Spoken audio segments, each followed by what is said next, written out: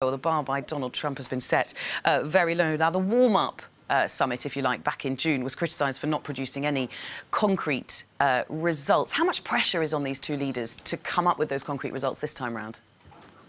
I think there's a fair amount of pressure on the US side to come up with something more concrete than emerged from the Singapore joint statement. I think people are very keen to see an evolution of that Singapore statement.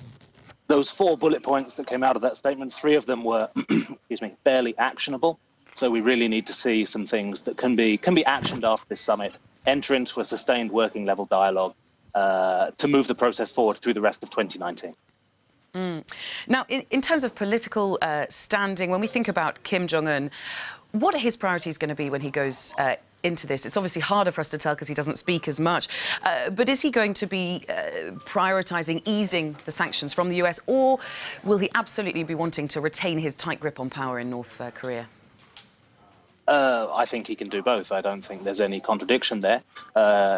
Earlier on in 2018, there was a lot of talk from the North Korean side about the end of war declaration that Bill mentioned a few moments ago. But the North Koreans have since also mentioned that that should be a unilateral measure that doesn't necessarily require a quid pro quo from the North Korean side, because it's quote unquote something that should have happened decades ago.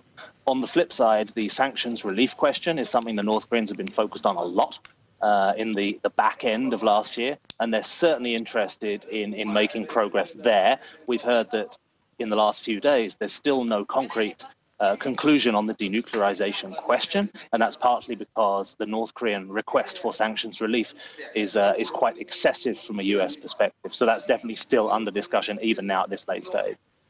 It's interesting that you paint there a picture that, in your opinion, that Kim Jong-un can have it all. He can still retain his tight grip on power, whilst also easing those sanctions, given that Vietnam, the backdrop to this summit, is being seen by certainly the American side as a sort of poster child for what can happen if a communist state relinquishes its authoritarian regime and perhaps moves closer in alignment to the US. Let's take a look at Donald Trump and his priorities here. Is he, do you think, playing more to his audience at home and trying to show himself as a top peace negotiator, or is he, and perhaps this is still for the home audience, trying to play hardball with a very tough leader? What's going to win out?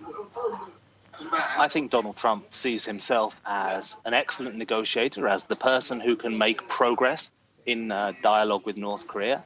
And he is actually being himself, but it does have a domestic political component. It is not entirely clear to me that he is genuinely invested in this as a diplomatic and very vital negotiating process, but we shall have to wait and see.